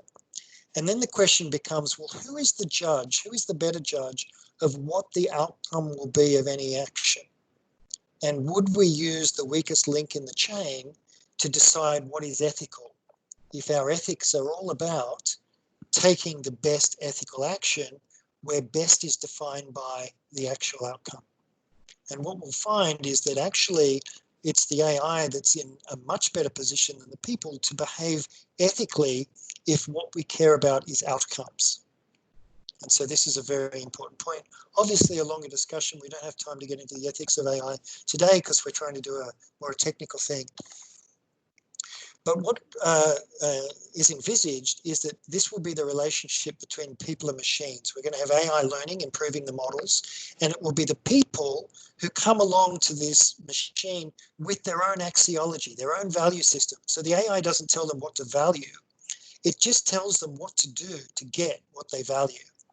And so that's simulating the implications of actions they might take, and then helping the people to make better decisions. So this whole system runs for the benefit of people. So that's a very important point here. AI is not in control of the decision making. Notice that. The people in control of the decision making. What the machine's in charge of is accurate causal reasoning. And so this is the way that there can be a harmonious conjoining of people and machine. And so we've seen this before. We know what this picture looks like. People who took on tractors became more productive and had better standards of living. People who took on in-home appliances like washing machines and dryers and microwaves have a better standard of living. People who take on computers and information technology and therefore become an order of magnitude more productive have a better standard of living. And it's going to be like this with artificial intelligence. The people who take on artificial intelligence are going to be the ones with the highest standard of living. To the point where it's going to be possible in many cases to develop a lot of the production of wealth decisions to machines, and even the distribution decisions under the guidance of appropriate human ideologies and so on. Another deep discussion. But essentially, there won't be a need for people to work, because decisions about production decisions, and the molding of reality to suit human needs can be placed in the hands of machines, because they're the ones who know how to reason about cause and effect most appropriately. And so, where to now? What do we do? What do we do with all this? Well, here's some suggestions. One is to get a new picture in your mind of what the future looks like. And it's building true intelligence with a causal science underpinning, such as software like Sky, such as what's coming out of the Microsoft research on artificial general intelligence. And to encourage the use of this by policymakers, by econometricians, by governments, by clean energy advocates, by social policymakers, by doctors, to encourage it so that we all get better futures. We get healed patients, we get cheaper energy, we get all the benefits. And as members of the data science community, which I assume most of you are, this is the place to connect. This is the technology to learn. This is the place to be if you're seeing your own career unfold over the next decade or two. And so what will the impacts be? Well, the plan is to take this technology into government, to take it into the altruism movement, to take it into the energy movement in every area of industry. And I know all of the people on this call are from all of these places. And so I would encourage you to reach out and continue the discussion about how you personally can access this technology to make better decisions in the context that you are currently operating in. So thank you very much. I've used the full hour, and so, but I still would like, if we can, to run some discussion. I think Nadia said earlier that we can be a little bit flexible on time, and I would like to give everybody the opportunity to ask questions, because I know we've presented a lot of material, and no doubt there's going to be a lot of thoughts. So I'll hand it back to you, Nadia and Paul, to once again organise the discussion. Nadia, do you think it's a good time to just show your slides? Yeah, I might jump in and just show a couple of the upcoming Reactor events that we do have. James, that might give you an opportunity just to take a look in the chat as well. I do know there's a couple of questions in there from the last session. Some really good ones. Yeah, I will just jump in and share my screen with you all. Well, it gives you an opportunity to do that, James. So, hi everyone. For those who don't know me, my name is Nadia. I am the Community Engagement and Events Manager for the Reactor in Sydney. So I just want to let you know that we do have a lot of good upcoming events at the Microsoft Reactor, and you can find this out on our meetup page. So it's meetup.com/Microsoft Reactor Sydney. And you can also see quite a few updates on our Twitter page as well, which is at MSFT Reactor. So you won't just see Sydney events, you'll also see a couple of global events that we have as well. And every Tuesday we've been running 2-hour workshops around Python, AI, machine learning, and we're starting to do one around a blockchain fundamentals as well. So next week we've got a session on build your own virtual assistant in Teams using Azure AI. So this is done by one of our community influencers, Asch, who ran a session this week, if you may have seen it. So he's going to teach you how to enhance your Teams experience. Another big event that's coming up for Microsoft next week on May 20 and 21st is Microsoft Build 2020. So this event is for developers by developers. So you'll have a lot of sessions from not only Sydney, but globally. So you can register at mybuild.microsoft.com, and it's an absolutely free event. The last one I thought that was quite interesting that we'll be hosting is called Charting a Virus, COVID-19 in New Zealand. So I'm working with one of our Microsoft MVPs who actually took all this data from the official government website and put it together in Power BI as well. So she'll teach you how to do Excel, Power BI with your data, and take you through a couple of the challenges that she went through as well. So again, here's our information on our meetup page and our Twitter. So join our community, and yeah, so I'm going to hand it back over to you, James, so you can answer some of the questions. Okay, great. Thank you, Nadia. I was just starting to furiously type, but it's going to be much easier to speak. Yeah. These answers. So I'm just sort of reading them most recent to so last first, just because that's the way my scrolling is working. And the first one was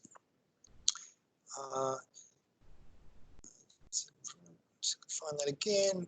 Can this new way of AI using epistemology be done with conventional computers, or do we need quantum to evolve first? The answer is actually causal science, the way all this is hanging together, is less computationally expensive than something like deep learning.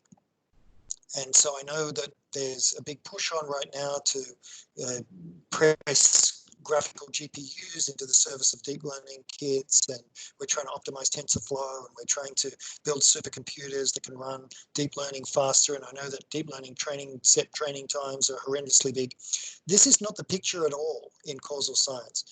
Causal science is incredibly fast and efficient and cheap relative to, say, deep learning. And the reason is that it represents causal futural knowledge functionally. And so in the same way as it's easy to just compute a function ahead, once let's say we're doing integration or calculus, and we can pick an arbitrary, and we've integrated over t, which is our integral. And so that means we can now, if we've got an integral function representing t, we can ask what the value of t is in any future time period just using mathematical functions without having to do entire simulations of that step. And so using those kinds of efficiencies, we make the whole thing of modeling reality much more efficient. So another simple question, does intelligence fit in with the DIKW pyramid, the equivalent to wisdom? So whoever asked that question, could you please elaborate on the DIKW pyramid?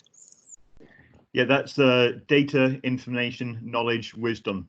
So it's the just the hierarchy starting from data, working your way up, information, knowledge, then wisdom.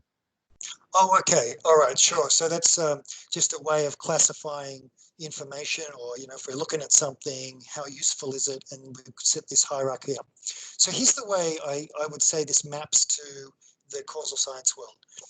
We've got the concept in causal science of semiology. Semiology represents all of the data sources that you have access to. Now, bear in mind, a lot of that might be lies. It might be fake. It might be other intelligences trying to deceive you. So when we say it's our semiology, we certainly don't mean we believe it. So don't make that mistake. But all of that would correspond with data. That's the raw material we have to reason about reality. And see, one of the things we can put in our model is the idea that we have an opponent and that our opponent might be deceiving us. And so if we, for example, have a functional ontology, we're pretty happy with it, and we get some data that we can use, then that becomes useful. So let's call that information. Now, an example I saw on LinkedIn recently was the bathroom test. So apparently a good way to gauge how what a company culture's like is you go into the executive bathrooms and you go into the staff bathrooms and you look at the difference. And the bigger the difference is between the executive bathroom and the staff bathroom, the more dysfunctional the culture in that company. And so the semiology, just recording how clean each environment is, how many cubicles there are, how much hand sanitizer, how soft the towels are, that's the semiology. But once you've grabbed that data, because we can relate it to something we care about, which is that we want to measure the cultural toxicity of the environment, or otherwise the health of the environment, because we can use it, then that semiology then becomes information. And we feed it into our ontology to draw conclusions. The knowledge is the model itself. So knowing our model, we know how to map semiology to information. And so we know which data to go out and look for. One of the weaknesses of the big data paradigm was the idea was go out and collect everything you can and worry about what to do with it later. And this is extraordinarily inefficient. But when you have a functional ontology, you can be very precise with knowing what information you want to collect. And so the information that you actually collect can be 1/100th of the information you would under a big data paradigm. And so in this way, we can dramatically reduce our need for data by having a superior knowledge structure. Now, wisdom is the final piece. This is advice on how to choose our axiology. So, for an example, I was having a discussion the other day with someone and they said, we really want, more female representation in the boardroom. And then when that was achieved in a certain environment, then it sort of shifted. It's like, well, actually, we want to make a difference. So we're there, but we're just observers. And what we really want to do is change the outcomes. We want to have influence. And so then they went on with that model for a while. But then I put it to them that what if the executive structure that was currently there was going to make a decision that you would have agreed with anyway? And we've set our model up to give you maximum influence. Does that mean you now need to disagree with propositions that you formerly would have agreed with just to have influence? Because once we've set influence up as your axiology, we go chasing that to the detriment of what you really want. And what you really want is for decisions to be made the way you'd like to, in which case it's not really actually necessary for you to have influence anymore. And so you see how the axiology evolves. And the evolution of axiology is what I term wisdom. So I think there are very clear mappings between causal science and the way we think about things and the DIKW pyramid as you've represented it here. So just scrolling back through the comments. So for example, in the stock market, people seek to maximize profit, or entropy never decreases. And so I'd say, yes, people do seek to maximize profit, and they could do so much more efficiently and much more reliably with a more efficacious causal science than the way that hedge funds and treasuries currently make decisions about about their portfolios of stocks and other assets. And in fact, this is one of the most active areas of my company, Epistemology, is to give advice to portfolio managers about how to better read the future so they can do better stock allocation. So good call out. So are there non-causal explanations? Why do explanations have to be causal? Well, so this is a question that goes to beyond physics to metaphysics, and let's take a look at our definition of cause and see why it might be a useful concept. So our definition of cause is if the cause happens, then the effect will always happen. That's the definition of cause. So it always happens. It always happened in the past. It will happen now. If we do it now, in the future, it will happen. This is why it makes itself a reliable basis for prediction, because of this always property that it has. And is this concept useful? Why do explanations have to be causal? Well, and the answer is because causal is useful. I mean, imagine that we were using some other concept apart from cause that didn't have this property of reliability. Then we have no firm basis for prediction. And so what we've got something that's grounded in scientific thinking. It's got all the rigor of Karl Popper. It's got all the support of mathematics. It has a clear definition, and it's absolutely reliable. So no, we don't have to use it. We can use astrology. We can use, reinforcement learning. We can use deep learning. We can use other methods, but will they serve us as well is the real question. And in my opinion, other methods don't serve us as well when we care about better futures. So we've got a question here. Would it not be true that very simple rules in physical processes acting on massive scale often determine outcomes?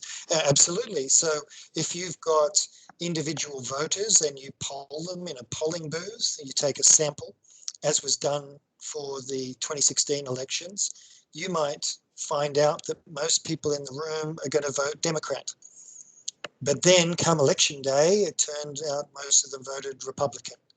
And so it was the mass that determined the outcome in that particular instance. So yes, it's absolutely true that we need to think in terms of aggregates, population aggregates. We can't think in terms of individuals in isolation. And I think you're also thinking there of physical systems. So the gravitational force only exists where there's mass, and if the physical object is small enough, then it has no mass, and therefore it doesn't have gravity, and it's not subject to gravity fields. Therefore, it's got a different relationship with time, and so on. So that's certainly all true. And okay, just searching back for more questions. Oh, we've got some technical advice here, which I wish I'd read sooner. When you share in Teams, you need to tick include system audio.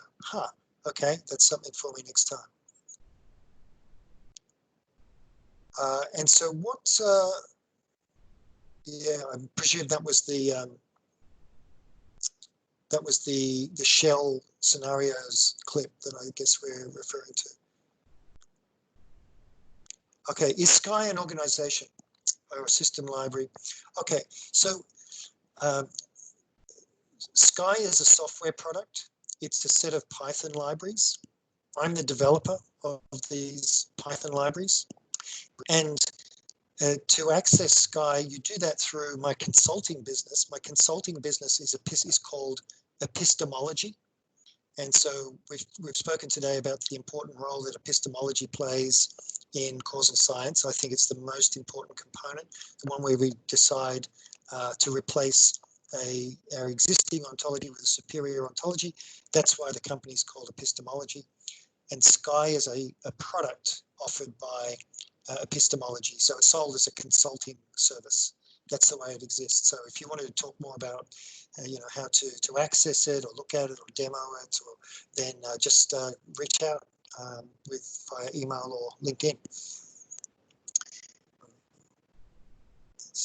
New joiners, and okay, somebody's saying they've got a clearer concept now, which is fantastic. I think the sprinkler example is a really good way to clarify a lot of the mystification about how very simple models can produce such powerful results.